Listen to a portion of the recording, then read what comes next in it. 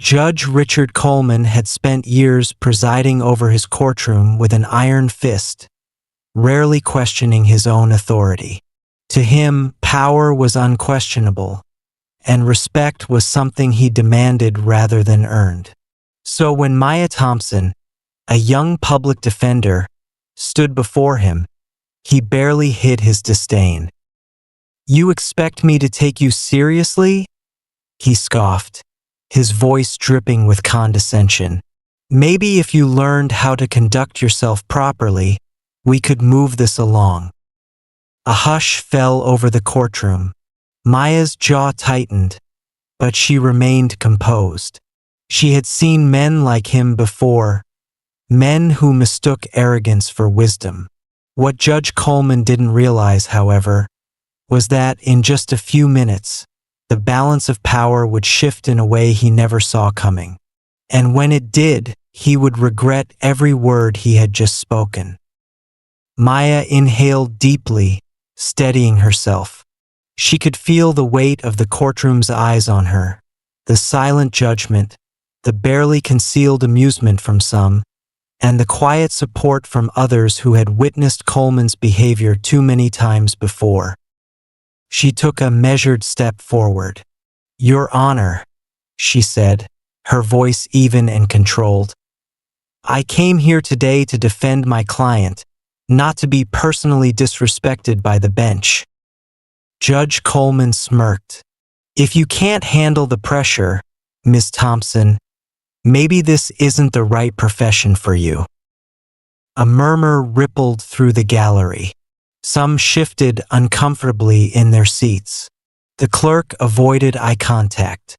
Maya simply nodded, as if confirming something to herself. Then, she reached into her briefcase, pulled out a document, and calmly handed it to the bailiff. "Your Honor," she said, "I suggest you read this carefully." Coleman rolled his eyes and snatched the paper. As his eyes scanned the first few lines, his smirk faltered. His fingers tightened around the edges of the document. It was a formal judicial misconduct complaint, signed, sealed, and submitted by the state's Commission on Judicial Conduct. "I assume you're aware, Judge Coleman," Maya continued, "that repeated instances of bias, unprofessional behavior, and verbal misconduct toward attorneys, especially female attorneys of color, have consequences." The room was silent. Coleman's face paled slightly. Maya crossed her arms. "Today's hearing is being recorded. I trust the Commission will find your words enlightening." The judge's mouth opened slightly, as if to protest, but no words came out. For the first time in years, he found himself on the receiving end of judgment. And this time, there was no gavel to silence it. The tension in the room was suffocating.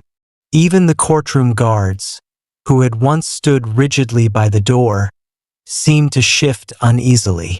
The defendant, a young black man named Andre Carter, watched with quiet astonishment from the defense table.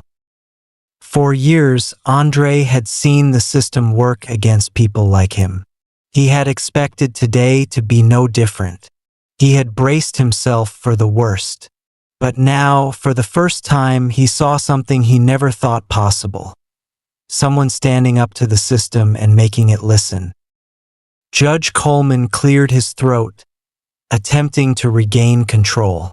"Ms. Thompson, Let me stop you right there, Your Honor," Maya interrupted, her voice steady but firm.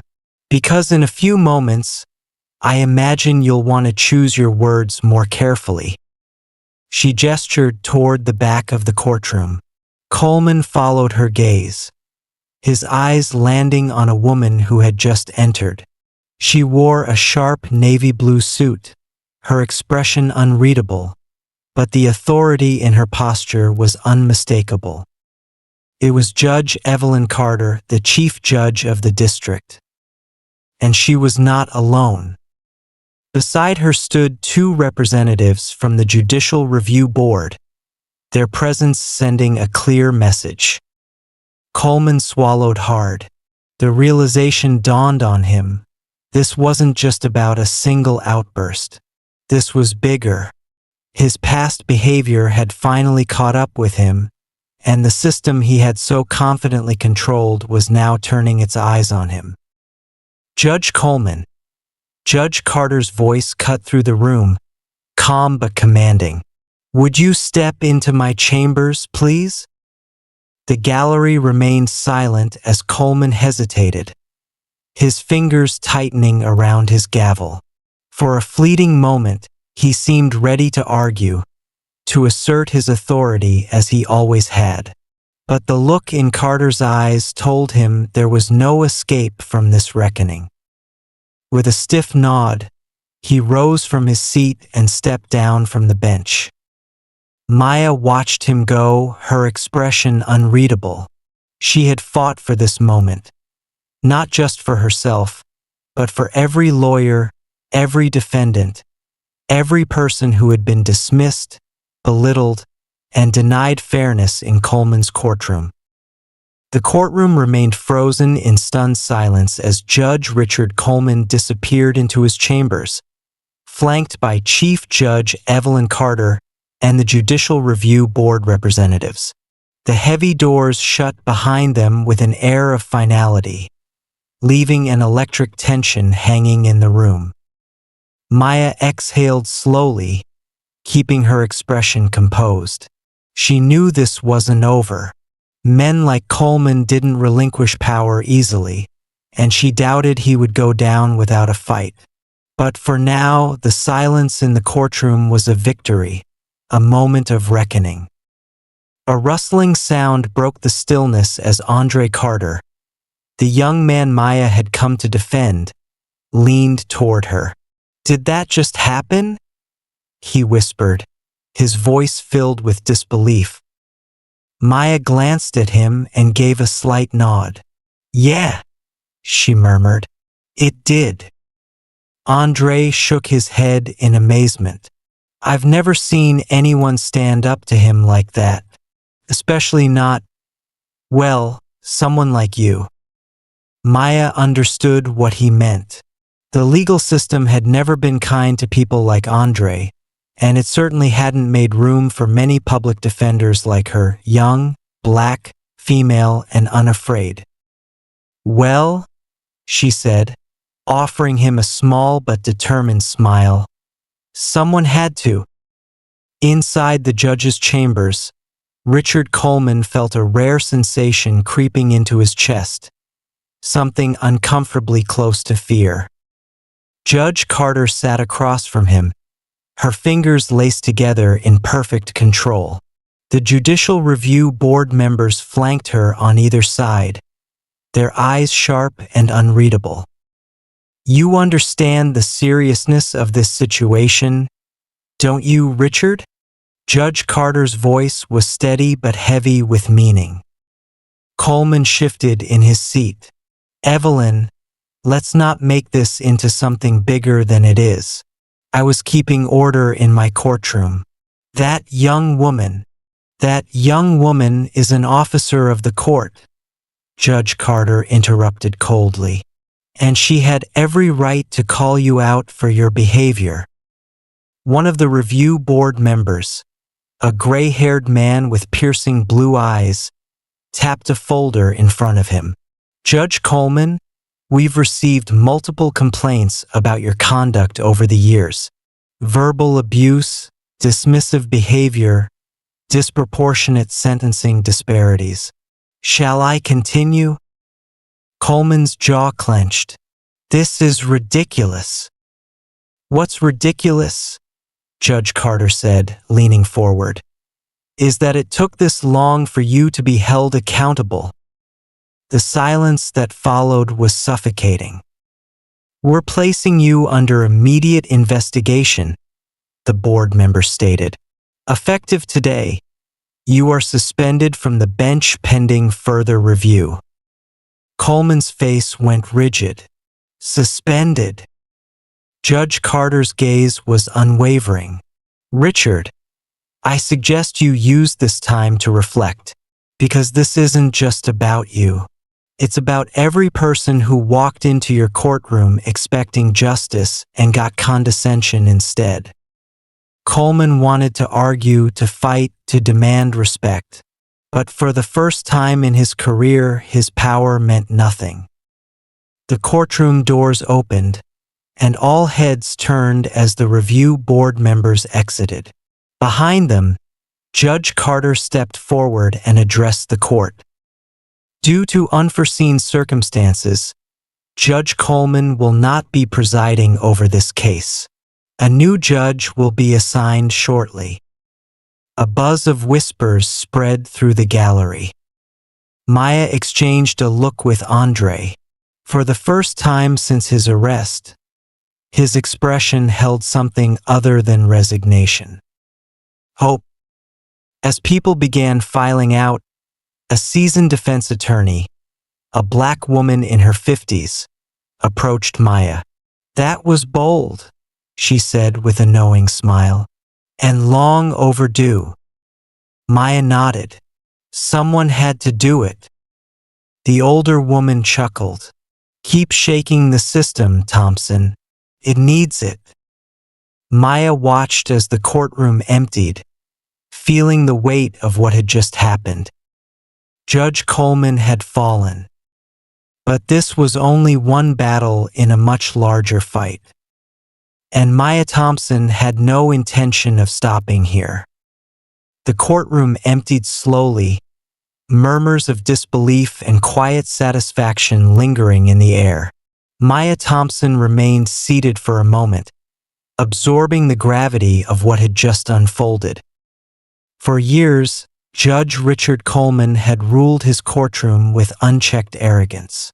He had silenced voices, dismissed arguments, and wielded his authority like a weapon. Today, for the first time, he had been forced to answer for it. But Maya knew this wasn't just about him. It was about the system. And systems didn't change just because one man fell. As Maya gathered her papers, Andre Carter remained by her side, shifting awkwardly. "So, he started, rubbing the back of his neck.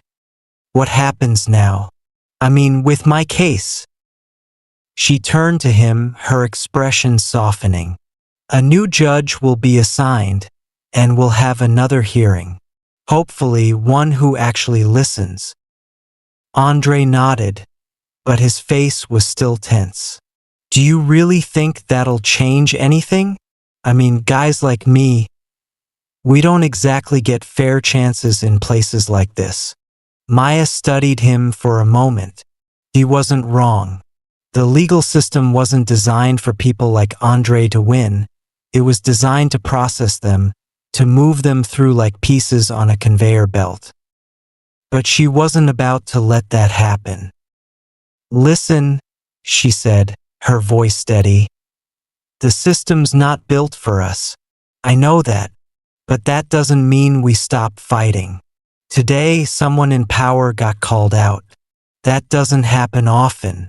And the more we push back, the harder it is for them to ignore us." Andre let out a slow breath. "You really believe that?" Maya gave a small, determined smile. "I have to." For a long moment, Andre just looked at her. Then he nodded. "Okay," he said, "let's fight."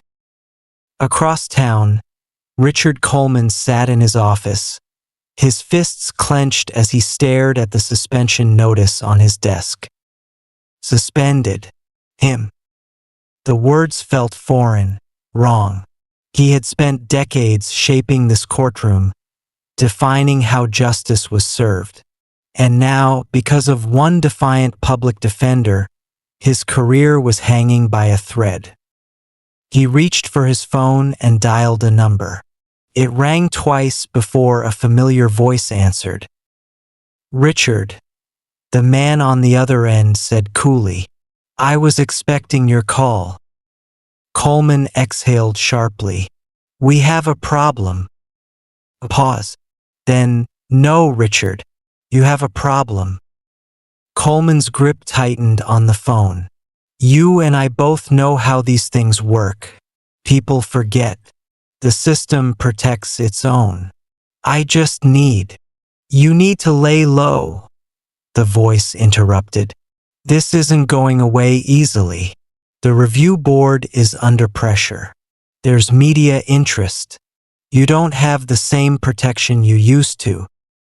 Coleman's stomach churned. Media interest? This wasn't just a temporary scandal. This could ruin him.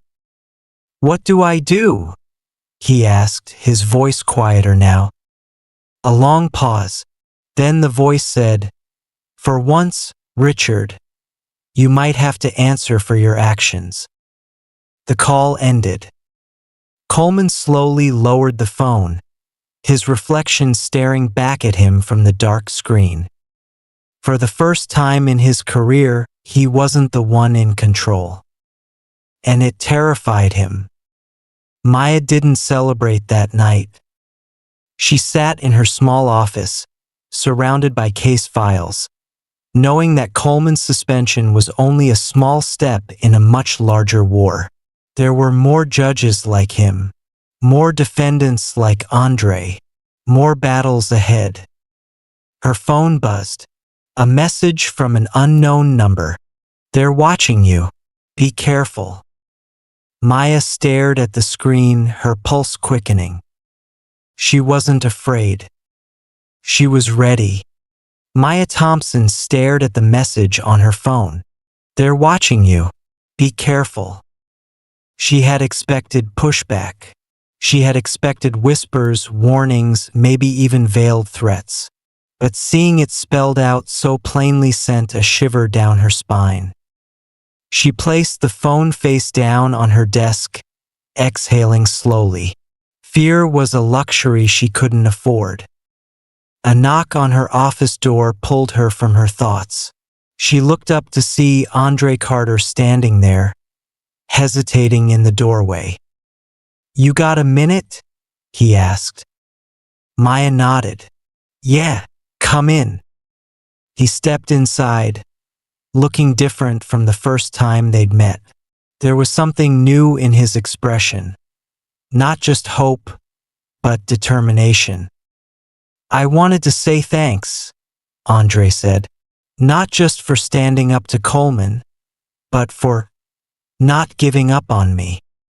Maya smiled. It's my job. Nah.